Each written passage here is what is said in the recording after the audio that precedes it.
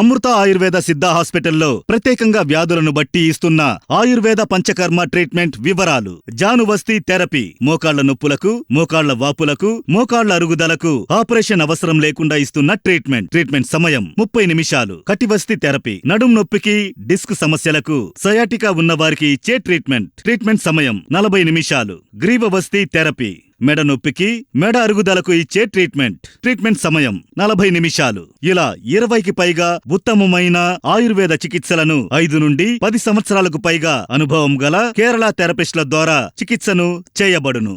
అమృత ఆయుర్వేద సిద్ధ హాస్పిటల్ అనుభవజ్ఞులైన వైద్యులతో ఎన్నో దీర్ఘకాలిక వ్యాధులను పరిష్కరిస్తూ, ముఖ్యంగా ఆర్థరైటిస్, సోరియాసిస్, నరాలకు సంబంధించిన వ్యాధులు, పక్షవాతం, పార్కిన్సన్స్ వంటి రోగాలకు మంచి ఫలితాలను అందిస్తూ ముందుకు కొనసాగుతోంది మీ అమృత ఆయుర్వేద సిద్ధ హాస్పిటల్. మా హాస్పిటల్స్ బ్రాంచులు హైదరాబాద్, విశాఖపట్నం, నెల్లూరు. విజయ్ను చూస్తుంటే ఓ తండ్రిగా నాకు ఎంతో గర్వంగా ఉంది. ఎవరితోనూ పొత్తు పెట్టుకోకుండా ఒంటరిగా తన కాళ్లపై తాను నిలబడి పార్టీని నిలబెట్టాడు. విజయ్కే కాదు, తమిళనాడులోనూ ఇదో చారిత్రక విజయం. ఇది తమిళనాడు ఎన్నికల ఫలితాల అనంతరం టీవీకే అధినేత విజయ్ గారి తండ్రి ఎస్ఏ చంద్రశేఖర్ చేసిన కామెంట్స్. అంతేకాదు, మెజారిటీకి కోతవేటు దూరంలో విజయ్ పార్టీ ఉండిపోవడంతో పొత్తుల విషయంలో కూడా ఇదే చంద్రశేఖర్ గారు ఓ ప్రకటన చేశారు. టీవీకే పార్టీలో నేను కూడా ఓ సభ్యుడినే. విజయ్ మాకు నాయకుడు. సమాజానికి సేవ చేయాలని విజయ్ కొన్నేళ్లుగా ఎదురు చూస్తూ ఉన్నాడు. అతని లక్ష్యాలకు కాంగ్రెస్ పార్టీ మద్దతుని ఇవ్వాలని కోరుతున్నా. టీవీకే ప్రభుత్వ ఏర్పాటుకు కాంగ్రెస్ సహకరిస్తే బాగుంటుంది. ఈ విషయంలో మా నుంచి ప్రపోజల్ వెళ్ళింది. వాళ్ళు ఏ నిర్ణయం తీసుకుంటారన్నది చూడాల్సి ఉంది అంటూ పొత్తుల గురించి విజయ్ కంటే ముందే ఆయన తండ్రి చంద్రశేఖర్ సంచలన వ్యాఖ్యలు చేశారు. అంతేకాదు, ఎన్నికల ఫలితాలు వచ్చిన తర్వాత విజయ్ నేరుగా తన తల్లిదండ్రుల ఇంటికి వెళ్లారు. వాళ్ళ ఆశీర్వాదం తీసుకున్నారు. విజయోత్సవాలను కుటుంబ సభ్యుల సమక్షంలో జరుపుకున్నారు. అయితే కుటుంబ సభ్యులతో ఇప్పుడు ఇంత క్లోజ్గా కలిసిమెలిసి ఉంటున్న విజయ్ సరిగ్గా 6 ఏళ్ల క్రితం కన్న తండ్రిపైనే కేసు పెట్టాడన్న సంగతి మీకు తెలుసా? తండ్రిపైనే కాదు, కన్న తల్లి మీద కూడా విజయ్ కేసును పెట్టి కోర్టులో న్యాయ పోరాటం చేశాడన్న సంగతి మీకు తెలుసా? అసలెంతకీ ఆ కేసు ఏంటి? విజయ్ గురించి ఆనాడు తండ్రి చంద్రశేఖర్ చేసిన వ్యాఖ్యలేంటి? కన్న తల్లి రియాక్షన్ ఏంటి? అసలు చివరకు ఈ కేసులో ఏం తేలింది అన్న వివరాలను ఈ వీడియోలో క్లియర్గా చెప్పుకుందాం. విజయ్ తండ్రి పేరు ఎస్ఏ చంద్రశేఖర్. సినిమాలంటే అస్సలు పడని క్రైస్తవ కుటుంబంలో పుట్టాడు.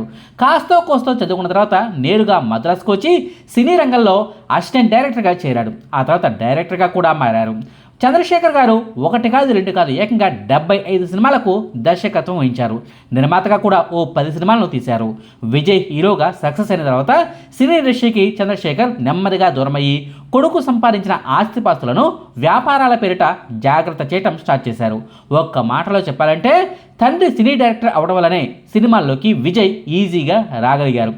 చైల్డ్ యాక్టర్గా కూడా నటించగలిగారు.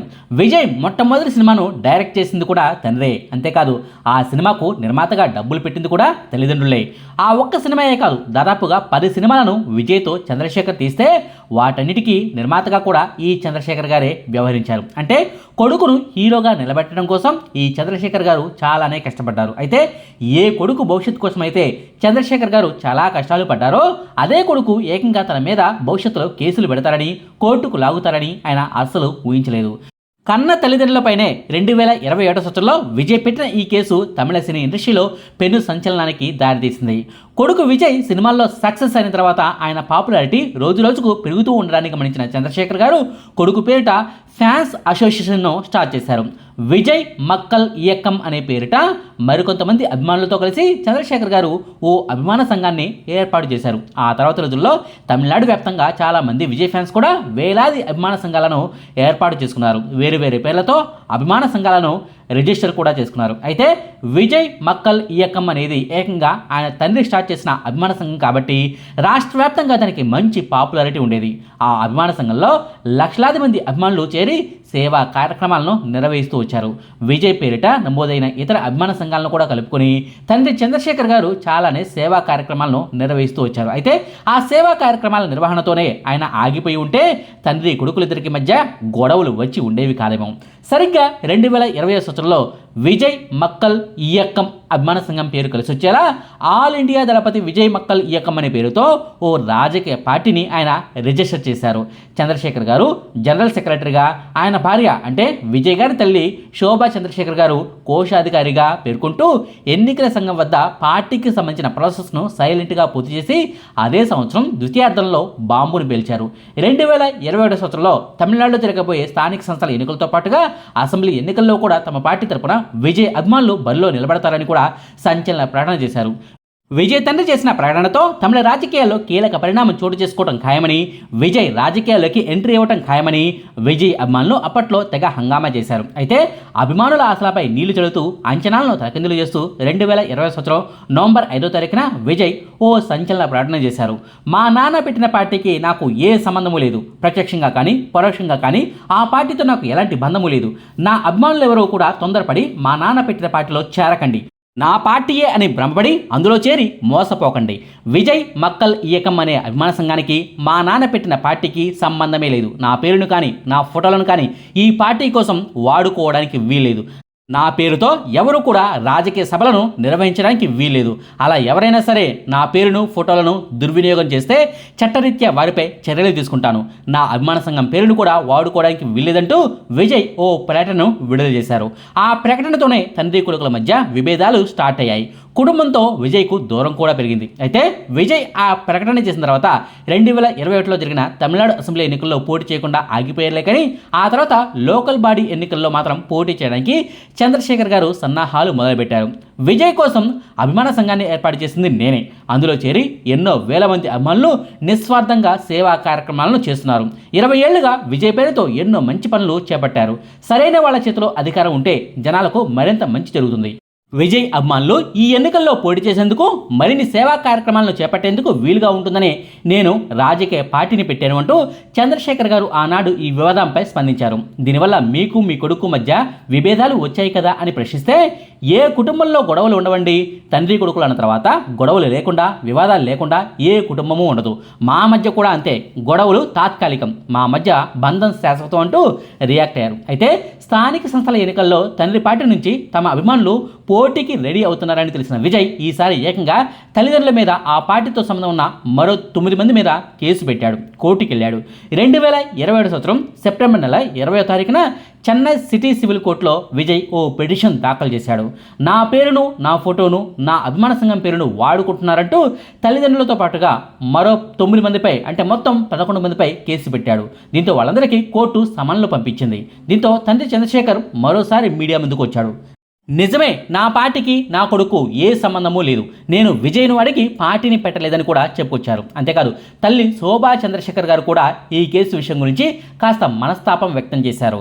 నా కొడుకు విజయ్ పేరుతో ఓ పార్టీని పెడుతున్నట్టు నాకు నా భర్త చంద్రశేఖర్ చెప్పలేదు. ఏవో కాగితాలు తీసుకొచ్చారు. విజయ్ పేరుతో ఏదో స్వచ్ఛంద సంస్థను ఏర్పాటు చేస్తున్నామని చెప్పారు. సంతకాలు చేయమన్నారు. మంచి పని కోసమే అనుకొని నేను సంతకాలు చేశాను. అయితే కొద్ది నెలల తర్వాత ఓ రాజకీయ పార్టీని పెడుతున్నట్టు నాకు తెలిసింది. ఆ తర్వాత మళ్ళీ నా సంతకాల కోసం వస్తే నేను కుదరదని చెప్పాను. రెండోసారి నేను సంతకాలు చేయలేదు. రాజకీయ పార్టీని పెడుతున్నట్టు నాకు చెప్పకుండానే నా నుంచి నా భర్త సంతకాలు తీసుకున్నారు. ఈ పార్టీకి విజయ్కు ఏ సంబంధమూ లేదు. నేను కూడా ఆ పార్టీలో సభ్యురాలిని కాదు. నేనెప్పుడు ఆ పార్టీ నిర్వహించిన కార్యక్రమాల్లో కూడా పాల్గొనలేదు. రాజకీయాల్లోకి రావాలని అనుకుంటే విజయ్ స్వయంగా ప్రకటిస్తారు అంటూ విజయ్ తల్లి శోభా చంద్రశేఖర్ గారు స్పందించారు. అయితే ఈ కేసును ఇలాగే లాగితే టోటల్గా తండ్రి కొడుకుల మధ్య ఇగోవారు మరింత ముదిరేది. కోర్టులో కూడా విజయ్కే అనుకూలంగా తీర్పులు వచ్చేవి. ఆయన ప్రమేయం లేకుండా ఆయన అభిమాన సంఘం పేరుతో పార్టీని పెట్టారు కాబట్టి చంద్రశేఖర్ గారిదే తప్పంటూ కోర్టు కూడా తీర్పును ఇచ్చేది. కొడుకు ఇలా అడ్డం తిరుగుతాడని ఊహించని చంద్రశేఖర్ గారు చివరకు రాజకీయ పార్టీ విషయంలో రాజీ పడిపోయారు. విజయ్ కోర్టు మెట్లెక్కిన వారం రోజుల తర్వాత ఓ ప్రకటనను విడుదల చేశారు.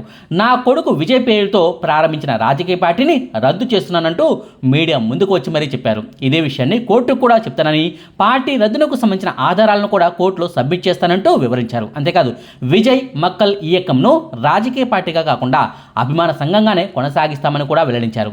రాజకీయ పార్టీపై తండ్రి వెనక్కు తగ్గడంతో అసలు పార్టీనే రద్దు చేయడంతో ఈ కేసును కూడా చెన్నై సివిల్ కోర్టు కొట్టేసింది. విజయ్ కూడా కొన్నాళ్ల పాటు తండ్రి తీరు వల్ల మనస్తాపం చెంది కుటుంబానికి దూరంగా ఉన్నప్పటికీ ఆ తర్వాత రోజుల్లో వాళ్ళ ఫ్యామిలీకి దగ్గరయ్యారు. 2020 సంవత్సరంలో రాజకీయ పార్టీ గురించి ఇలాంటి కాంట్రవర్సీ జరిగినా ఆ తర్వాత 4 ఏళ్లకే అంటే 2024లో తానే స్వయంగా రాజకీయ పార్టీని పెట్టేశారు. తాజాగా 2026 సంవత్సరంలో జరిగిన ఎన్నికల్లో విజయ్ బావుట ఎగరవేసి తమిళనాడు సీఎంగా ప్రమాణ స్వీకారం చేసేందుకు విజయ్ రెడీ అవుతున్నాడు. ఇదండి కన్న తల్లిదండ్రులపైనే విజయ్ ఎందుకు కేసును పెట్టాల్సి వచ్చిందన్న అంశానికి సంబంధించిన సమాచారం. మీకు ఈ వీడియో నచ్చితే లైక్ చేయండి, షేర్ చేయండి. మరిన్ని ఆసక్తికరమైన వీడియోల కోసం మా కొత్త ముచ్చట ఛానల్ను సబ్స్క్రైబ్ చేయడం మాత్రం మర్చిపోకండి. Thank you.